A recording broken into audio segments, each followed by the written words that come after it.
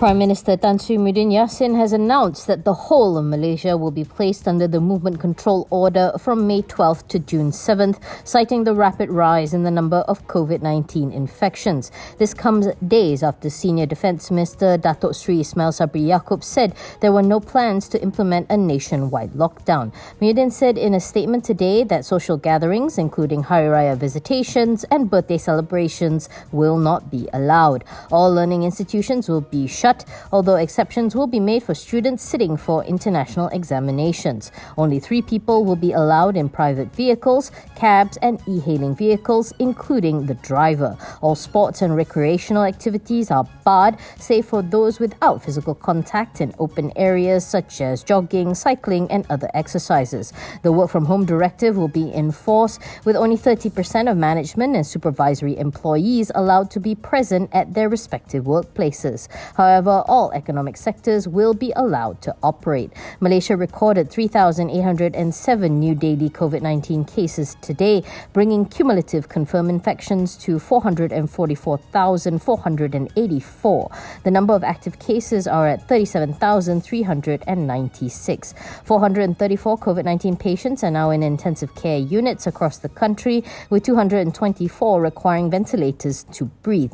This is the highest number of patients in ICUs and on ventilators recorded in a single day. 17 more deaths were recorded in the past 24 hours, taking the death count due to the pandemic to 1,700.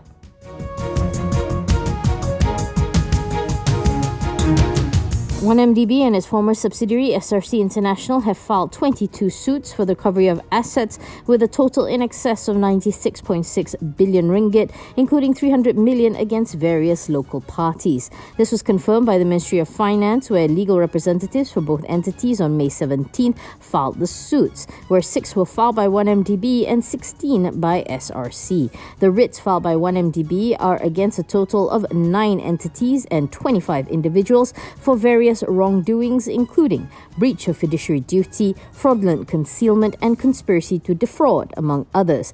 The writs filed by SRC are against 15 individuals and 8 entities for various wrongdoings, including abuse of power, breach of trust and misfeasance, among others.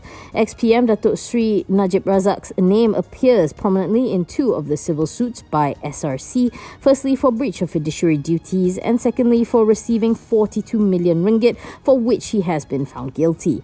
Besides, Najib also named our former company directors Datuk Muhyiddin Yassin, Datuk Asha Osman Khairuddin, Datuk Sharul Azrat Ibrahim Helmi, Tan Sri Ismail and Datuk Che Abdullah aka Rashidi Che Omar. Also included fugitive former MD Nik Faisal Arif Kamil. Earlier today, reports had also named Deutsche Bank, JP Morgan and Coutts & Co. MOF says 1MDB and SRC contended that these entities and individuals have been unjustly enriched by wrongfully received monies from the 2 groups. The ministry says following successful settlements with Goldman Sachs, AmBank Group and Deloitte, recovery efforts are now focused on other wrongdoers.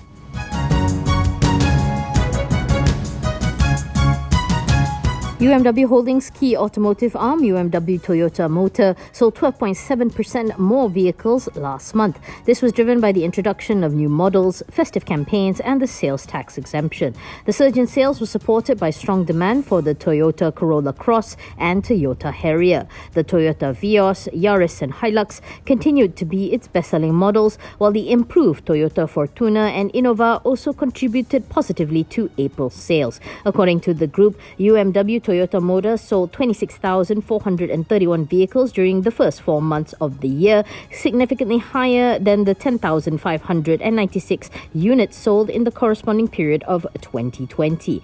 This year, it aims to sell 62,000 units. It was a different story over at UMW's associate Perdua, which saw sales fall from 24,431 in March to 20,399 in April.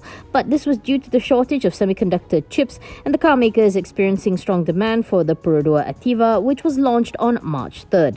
The model gets an average of 290 bookings a day. Perodua delivered 4,624 units in April, bringing the total deliveries for this car to almost 9,000. For the first 12 months of the year, Perodua delivered a total of 78,304 vehicles, 73.9% higher year on year. It is targeting to sell 240,000 units this year.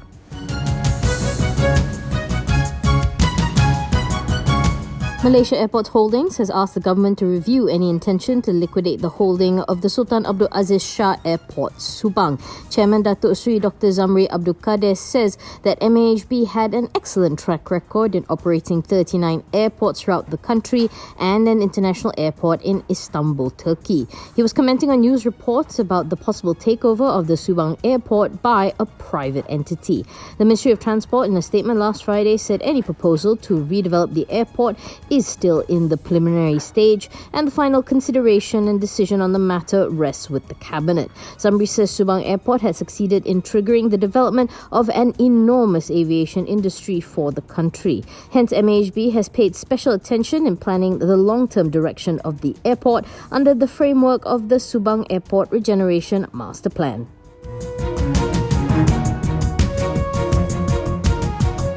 Petronas has denied being involved with any exploratory talks with Hong Kong-based Ocean Wind International Industrial for possible cooperation on renewable energy. The national oil company calls the news reports false and that no such discussions had taken place. It adds that it remains committed to pursuing its RE and new energy strategies. Petronas was referring to news reports on a statement issued by Ocean Wind on May 6 that claimed that a confirmed second round of exploratory talks with senior Petronas executives would be held in June, after a positive and fruitful meeting between the parties in April. According to the statement, Ocean Wind is thought to be keen in leveraging Petronas' deep water floating expertise, which it feels is highly compatible with that of Ocean Wind's floating wind power turbines. Ocean Wind Chairman and CEO Jeremy Fitzroy claims that it can save Petronas millions in R&D this way.